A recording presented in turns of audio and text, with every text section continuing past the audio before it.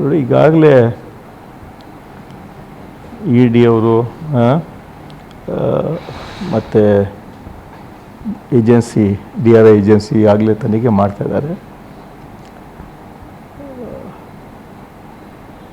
ಅದರಲ್ಲಿ ಯಾರ್ಯಾರು ಇನ್ವಾಲ್ವ್ ಆಗ್ತಾರೆ ಅವ್ರ ಮೇಲೆ ಕಾನೂನು ಕ್ರಮ ತಗೊಳ್ತಾರೆ. ಈಗಾಗಲೇ ತನಿಖೆ ಹಂತದಲ್ಲಿ, ಅದರಿಂದ ಹೇಳೋದು ಭಾರಿ ಕಷ್ಟ. ಈಗ ಅದಕ್ಕೆ ಅಲ್ಲಲ್ಲಿ ಚರ್ಚೆ ಬರ್ತಾ ಇದೆ. ಅದು ಕೂಡ ಅದು ನಿಷ್ಪಕ್ಷಪಾತವಾಗಿ ತನಿಖೆ ಆಗಬೇಕಂತ ನಮ್ಮದು ಕೂಡ. ಯಾಕಂದರೆ ಇಂಥ ಘಟನೆಗಳು ಆಗಬಾರ್ದು, ಇಂಥದ್ದಕ್ಕೆಲ್ಲ ಯಾರು ಕೂಡ ರಕ್ಷಣೆ ಕೊಡಬಾರ್ದು ಅಂತ ನಾನು ಹೇಳ ಬಯಸ್ತೇನೆ. ಸರ್, ಈಗ BJP ಹತ್ರ ಇಬ್ಬರು ಸಚಿವರು ಇದ್ದಾರೆ, ರೆನ್ನೆರ್ ಅವ್ರಿಗೆ ಸಪೋರ್ಟ್ ಮಾಡ್ತಿದ್ದಾರೆ, ಪ್ರೋಟೋಕಾಲನ್ನು ಮೇಂಟೈನ್ ಮಾಡಲಿಕ್ಕೆ ಅವರೇ ಸಪೋರ್ಟ್ ಮಾಡಿದ್ದಾರೆ ಅಂತ. ಯಾವ ಮಂತ್ರಿಗಳು ಅದರಲ್ಲಿ ಇನ್ವಾಲ್ವ್ ಇಲ್ಲ, ಯಾವ ಸಪೋರ್ಟು ಇಲ್ಲ. ಏನಾದರೂ ದಾಖಲೆ ಇದ್ದರೆ ಅವ್ರು ಹೇಳಲಿ.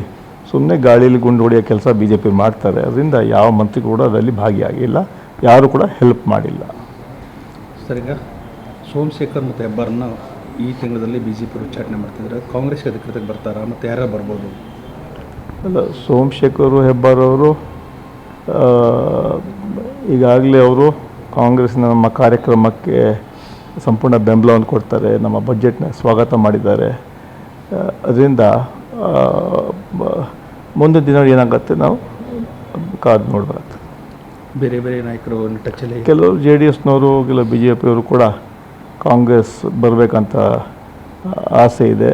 ಈಗಾಗಲೇ ನಮ್ಮ ಸರ್ಕಾರ ಸಾಧನೆಗಳು, ನಮ್ಮ ಬಡ್ಜೆಟ್ಟು ಜನ ನೋಡಿ ಇಲ್ಲಿ JDSನವರು BJPಯವರು ಕೂಡ ಕಾಂಗ್ರೆಸ್ ಬರಬೇಕಂತ ಮನಸ್ಸು ಮಾಡಿದ್ದಾರೆ. ಅದೇ ಸೂಕ್ತ ಸಮಯದಲ್ಲಿ ಅದು ತೀರ್ಮಾನ ಆಗುತ್ತೆ. ಸರ್, ಈಗ ಬಜೆಟ್ ಮುಗಿತಾ ಬಂತು, ಕ್ಯಾಬಿನೆಟ್ ರೀಸಫಲ್ ಆಗುತ್ತಾ, ಎಕ್ಸ್ಪೆನ್ಷನ್ ಆಗುತ್ತಾ, ನೀವು ಆಕಾಂಕ್ಷಿಗಳಿದ್ದೀರಿ? ಕ್ಯಾಬಿನೆಟ್ ಎಕ್ಸ್ಪೆನ್ಷನ್ ಆಗೋ ಸಾಧ್ಯತೆ ಇದೆ, ಅದು ಮೇ ತಿಂಗಳಲ್ಲಿ ಸಾಧ್ಯತೆ ಇದೆ ಅಂತ ಹೇಳ ಬಯಸ್ತಾ ಇದ್ದೇನೆ. ತಾವು ಪ್ರಬಲ ಆಕಾಂಕ್ಷಿದ್ದೀರಿ?